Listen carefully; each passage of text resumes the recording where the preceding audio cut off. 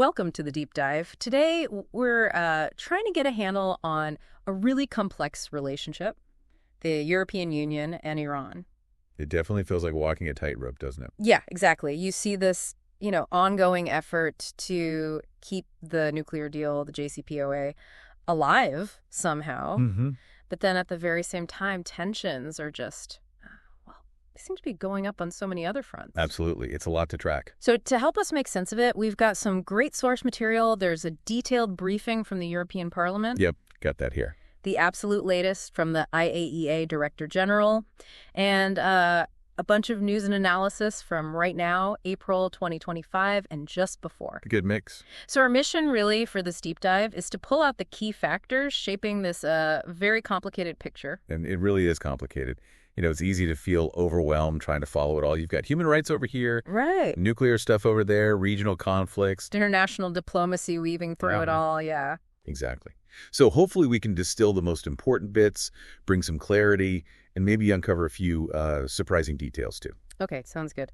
Let's start with the EU's official position. They set out a policy framework back in, December 2022?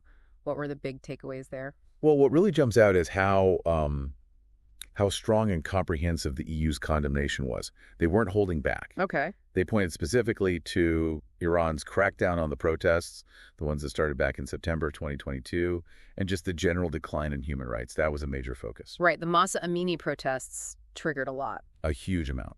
And they also called out Iran's military support for Russia, especially sending those drones, the UAVs, for the war in Ukraine. Which directly impacts European security, of course. Directly. And then, naturally, there was the nuclear program, the acceleration, moving away from the JCPOA commitments. Mm-hmm. That was flagged as deeply worrying. And the regional stuff. Yep, that too.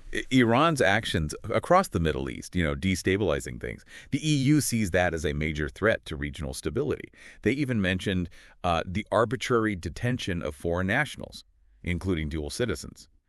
So a pretty clear list of grievances. What actions did the EU actually take beyond condemning? Well, the main tool really has been ramping up restrictive measures. Sanctions. Exactly. More sanctions, freezing assets, travel bans, hitting a growing list of Iranian individuals and organizations. And this is across different areas. Yeah, they're using, I think, 4 separate EU sanctions regimes now to cover all these different concerns. Oh, okay. Now, the European Parliament, you mentioned they're one of our sources. We can see their logo there. They wanted to go further, didn't they, with the IRGC? That's right. They've been pushing quite hard to get the Islamic Revolutionary Guard Corps, the IRGC, listed as a terrorist organization. But that's not straightforward in the EU system, is it? No, it really isn't. It highlights, how EU decision-making works in this area. Yeah. For the Council, that's the member states, to put someone like the IRGC on the terror list. Yeah. They first need a legal or governmental decision from an authority within a member state or even a third country. Ah, okay. So a national court ruling or something? Sort of, yeah. Okay. A competent authority decision. And then even once they have that, the Council needs to agree. And crucially, that decision has to be unanimous. Unanimous. That's always the high bar in the EU. It certainly is. So it's a significant political and legal hurdle. And we should also remember, Iran hasn't just sat back. They've hit back with their own sanctions against EU and UK people and entities. Right, tit for tat.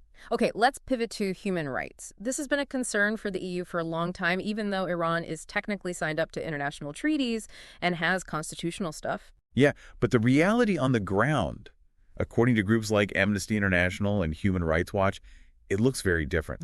And the report suggests things have gotten noticeably worse since President Raisi took office in 2021. Worse in what ways specifically? Well, we're talking severe clampdowns on basic freedoms, expressing yourself, associating with others, peaceful assembly, all heavily restricted. And these reports describe torture and ill treatment as widespread, systematic even.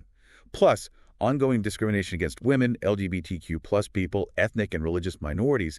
It's a bleak picture. And the execution numbers are just staggering. They really are. Over 4,500 reported since 2012, and the recent spike is alarming, over 500 in 2022 alone. That was like double the figure from just a couple of years before. Oh. And we saw that very high-profile, deeply concerning execution of Al-Reza Akbari, the British-Iranian dual national. Yeah, that caused a big international reaction. It did. And partly in response to all this, the UN Human Rights Council did vote back in November 2022 to set up a fact-finding mission specifically on Iran. Okay. Now, within human rights, let's look specifically at women's rights. Severe restrictions since '79, the mandatory hijab being a key symbol. But the enforcement hasn't always been consistent. That's a really interesting point. Under President Rouhani, who was seen as more moderate, you definitely saw a bit of a relaxation in how strictly the dress code was enforced. Right, you'd see more women pushing the boundaries a bit. Exactly. But then, with President Raisi, who's, described as an ultra-conservative cleric, the morality police really cracked down again, especially after that decree in August 2022. So stricter enforcement now. Much stricter. And even with all the protests, especially after Mahsa Amini's death, any hopes that the hijab rules might loosen up? Well, they've basically been shut down. Iran's Supreme Council came out and firmly backed the mandatory hijab law. And speaking of protests, Iran's seen quite a few waves recently, often met with pretty brutal force and internet shutdowns. That's right. The last 5 years or so have seen these recurring, widespread protests. Sometimes it's economic hardship, like the fuel price hikes in November 2019. Those were met with extreme violence, weren't they? Horrifically so. Reports of hundreds killed. Then you had protests over living conditions, like in Khuzestan in 2021. Right. But the death of Mahsa Amini in September 2022 really ignited something different, a massive wave across the country. Led often by women and young people. Very much so. Yeah. And the demands were fundamental, challenging the dress code, yes, but also calling for broader political freedom, human rights, even an end to the clerical system itself. And the EU's reaction. Strong condemnation of the disproportionate force calls for accountability. But the reality was grim. Hundreds reportedly killed, maybe tens of thousands detained. Okay, let's shift gears to Iran's military side. Ballistic missiles and drones, UAVs. This seems to be a huge point of international worry. Where did this capability come from? Well, the origins really go back to the Iran-Iraq War in the 80s. Iran felt vulnerable, couldn't easily buy weapons internationally, and saw missiles as a way to deter Iraq and project power. So a defensive motivation, initially at least. That was the initial driver. Of course, later, the big concern became the potential link to nuclear ambitions. Could these missiles carry nuclear warheads? Right. Was this discussed during the JCPOA talks? It was. There were attempts to include missile restrictions in the JCPOA back in 2013, but Iran pushed back hard. So missiles weren't actually in the final deal? Not directly covered by the JCPOA itself, no. But the UN Security Council Resolution 2231, the one that endorsed the deal, did call on Iran to refrain for 8 years from activity related to ballistic missiles designed to be capable of delivering nuclear weapons. A subtle distinction. Very. And when Iran did missile tests in 2016, many saw that as undermining the spirit of the deal and maybe violating that UN resolution. And the space program ties into this, too. It does. Iran launched its first military satellite in 2020. The worry there is the dual-use nature of the technology the rockets use for satellite launches could potentially help develop long-range ballistic missiles, like ICBMs. So what's the scale of their missile force now? How big are we talking? The current assessment is, well, it's one of the largest and most diverse deployed missile arsenals in the Middle East. Wow, numbers. Estimates vary, but probably somewhere between, say, 1,000 and maybe over 3,000 short and medium-range ballistic missiles, plus a growing number of land attack cruise missiles. And they're getting better, more accurate. That's a key concern, yes. They've made significant strides in improving precision and accuracy recently. That makes them a much more potent conventional threat. What about range? Is there a limit? Iran has publicly stated this self-imposed 2,000-kilometer range limit, but most experts think that's a political choice they could easily reverse. And there are signs they're working on systems that could go beyond that anyway. And the IRGC plays a central role in all this. Absolutely central. The Islamic Revolutionary Guard Corps isn't just regular army. They're an elite force with huge economic and political power inside Iran. And they control the missiles. They control the missile program, yes. And they have direct links to Iran's network of proxy groups across the region. How big is the IRGC itself? Estimates are around 125,000 personnel. Plus, they command the BC militia and the Quds Force. That's their external operations unit. Right. And interestingly, reflecting the nuclear sensitivities, they even set up a special command in 2022 just to protect Iran's nuclear sites. Okay. Let's focus now on the deal itself. The Joint Comprehensive Plan of Action, JCPOA. It was hailed as a big success back in 2015. Can you just remind us what the basic agreement was? Sure. The JCPOA, finalized in July 2015, was between Iran and the P5+1 group. That's the 5 permanent UN Security Council members plus Germany, are often called E3EU+3. Right, the US, UK, France, China, Russia, Germany, and the EU. Exactly, and the main goal was simple. Make sure Iran's nuclear program stayed peaceful, stop them getting a bomb. And in return? In return for Iran accepting really significant long-term limits and international monitoring on its nuclear activities, the deal promised the lifting of major economic sanctions, UN, US, EU sanctions, related to the nuclear program. And that happened on implementation day? Yep. January 16, 2016, the IAEA confirmed Iran had done its initial bit and the sanctions relief kicked in. But things didn't exactly go smoothly after that, particularly with the U.S. No, definitely not. President Trump came into office in 2017, and he was always a harsh critic, called it a terrible deal. I remember that. So in May 2018, the U.S. pulled out. Yeah. Just walked away. And then they brought back all their sanctions unilaterally. That hit the Iranian economy really hard. And Iran's response, since the economic benefits were evaporating.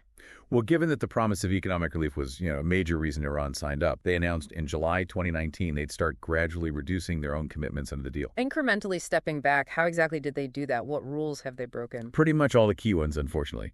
The deal limited their stockpile of enriched uranium, for instance. Right. By October 2022, the IAEA estimated their stockpile was already over 17 times the JCPOA limit. And that included uranium enriched to much higher levels than allowed. And more recently, those numbers have gone up even more. They have. The latest IAEA figures we have, from March 2025, show Iran holding around 275 kilograms of uranium enriched up to 60% U-235. 60%, Right. Which is, as you said, getting uncomfortably close to the 90% needed for weapons grade. Uncomfortably close, yes. The deal also restricted enrichment work to just one site, Natanz, using only older centrifuges for 10 years. But they've gone beyond that. Oh, yes. They're not just enriching beyond the agreed R&D plan. They've installed and are running much faster, more advanced centrifuges. Thousands of them at Natanz and also at Fordo. Fordo, the underground site. That's the one. Plus, since early 2021, they stopped telling the IAEA about their heavy water inventory, another potential proliferation risk. And the monitoring, the IAEA cameras. That was a huge blow. In June 2022, Iran basically told the IAEA to remove all the extra surveillance gear put in place under the JCPOA. That severely limits the agency's visibility into what Iran's actually doing. You mentioned Fordo. Enriching to 60% there seems particularly provocative. Why is that specific point so sensitive? Yes. The fact it's 60% enrichment, and it's happening at Fordo, the underground hardened facility. The European countries in the deal, France, Germany, UK, have explicitly said there's no credible civilian justification for this. Because no current civilian reactor needs fuel enriched that high. Exactly. Iran doesn't have one. So enriching to 60% there at a site originally meant for research, it just raises red flags everywhere. Director General Grossi of the IAEA, he said Iran has enough enriched material for a bomb, but that doesn't mean they have one yet, right? That's the distinction he's made, yes. Yeah. Back in January 2023, he pointed out that having the material is one thing, but actually weaponizing it, designing, building, testing a device is another step. But the material itself is the long pole in the tent, usually. It is. Right. And accumulating more and more 60% uranium, now over 270 kilos, dramatically shrinks the breakout time. You choose. The time it would theoretically take Iran to produce enough weapons-grade uranium for at least one bomb. By late 2024, some experts estimated the time was down to less than 2 weeks. Less than 2 weeks. That's incredibly short. It's incredibly concerning. And adding to all this is Iran's refusal for years now to give the IAEA proper answers about uranium particles found at undeclared sites. The safeguards investigation? Exactly. Where did these particles come from? Iran hasn't provided credible explanations, and they've also occasionally threatened to leave the Non-Proliferation Treaty, the NPT, altogether. Which only North Korea has done before. Right. A very serious threat. Okay, let's widen the lens again. Iran's role in the broader Middle East region. It seems its influence has really grown. It really has, especially over the last couple of decades. People talk about the Shia Crescent, that arc from Iran through Iraq, Syria to Lebanon. Giving them a land bridge to the Mediterranean. Effectively, yes. And a way to supply allies like Hezbollah. Events like the 2003 Iraq invasion, the Syrian civil war, the war in Yemen. These conflicts have, in many ways, created opportunities for Iran to expand its influence. And they have long-standing ties with Hamas in Gaza, too. How does Iran frame its own role? They often portray themselves as a firefighter, stepping in to help allies. But of course, they're also locked in this long-term struggle for regional dominance with Saudi Arabia. So a lot of it is that rivalry playing out. A huge amount. Supporting proxy groups, militias in Iraq, Hezbollah, the Houthis in Yemen is a key way they compete with Riyadh and Project Power. The U.S. and its allies like Israel, Saudi Arabia, the UAE, they see this expansion in proxy network as a direct threat. Iran's become very adept at using what's called irregular warfare. Can you give some specific examples? Hezbollah, for instance. Certainly. Hezbollah in Lebanon is maybe the prime example.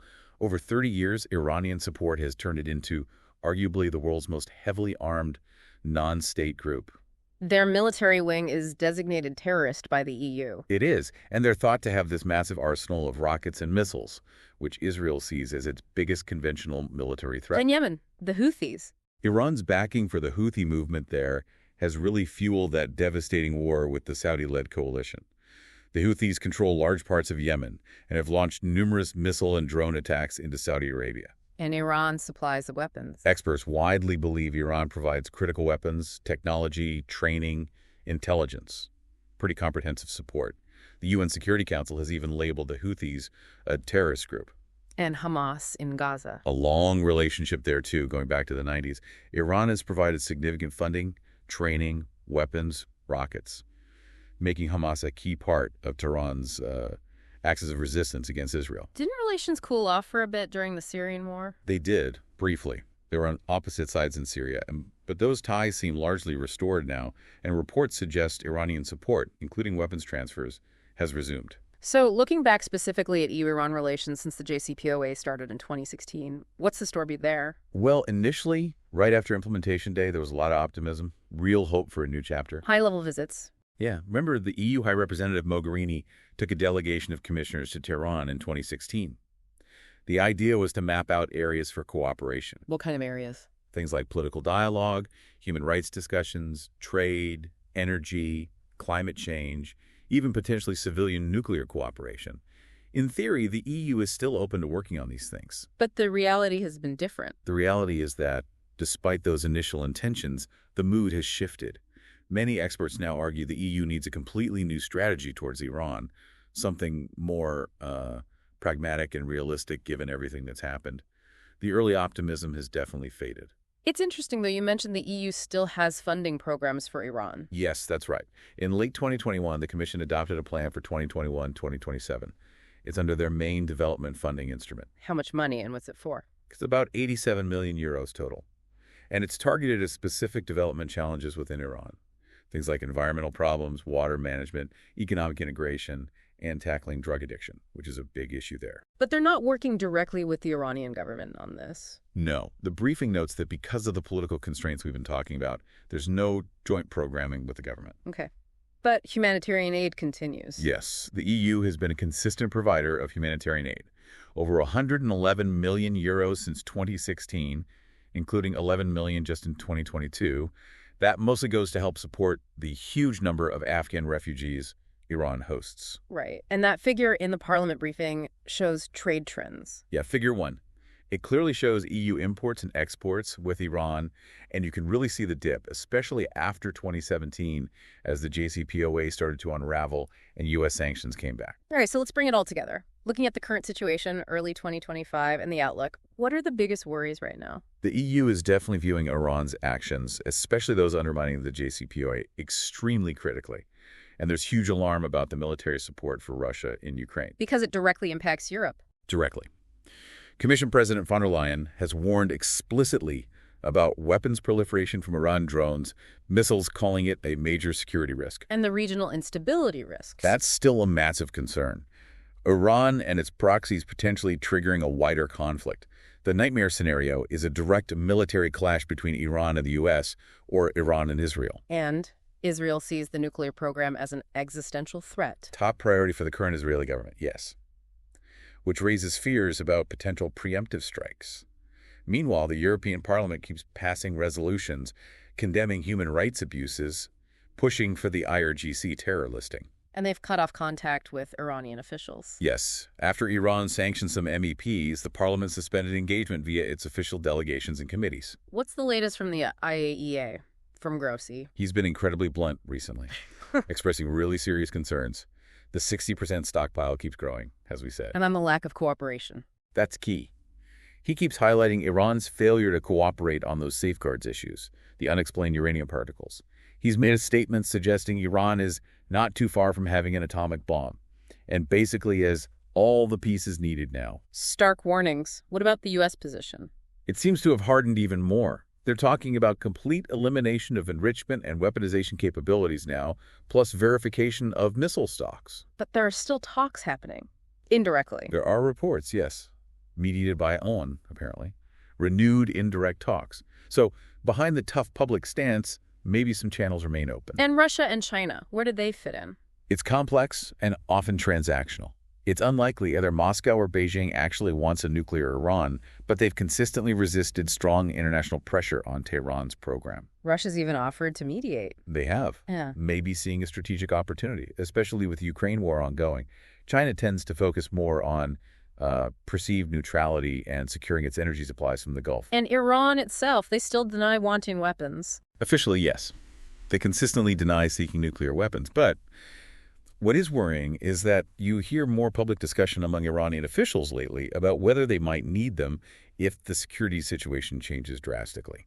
That's a concerning shift in rhetoric. So the bottom line assessment right now, early 2025. The assessment seems to be, Iran doesn't have a nuclear weapon today, but it has the knowledge, the infrastructure, the materials to build one relatively quickly if the political decision is made. And that breakout time is possibly just weeks. Less than 2 weeks, according to those late 2024 estimates. And alongside that, you still have the huge, sophisticated missile arsenal, potentially capable of carrying non-conventional warheads, and the ongoing transfer of weapons to proxies, which just keeps fueling instability across the region. Wow. Okay. This deep dive has certainly shown a light on just how tangled this EU-Iran relationship is. So many different threads pulling in different directions. As we wrap up, what are the absolute key takeaways people should remember? I think the main things are the EU's really strong condemnation of Iran's actions and its increasing use of sanctions, the truly dire human rights situation inside Iran, the, frankly, alarming progress in Iran's nuclear program, and those increasingly urgent warnings from the IAEA, Iran's destabilizing role across the Middle East via its proxies, and the hardening stances we're seeing from other major world powers. Yeah. It's a very tense picture. Definitely. So maybe a final thought for our listeners to chew on. Given everything we've discussed, this trajectory, all the different players, the competing interests, what is the most likely path forward for EU-Iran relations, for the nuclear program itself? It feels like we're at a real crossroads. That really is the multi-billion-dollar question, isn't it? You have to weigh the chances of diplomacy. Will these reported talks lead anywhere? Then there's the impact of sanctions. Will they force a change or just harden resolve? Regional conflicts could flare up. Internal politics in Iran could shift. It's incredibly dynamic. For anyone wanting to dig deeper, keeping an eye on those IAEA reports and analysis from think tanks focused on the region is probably the best way to stay informed.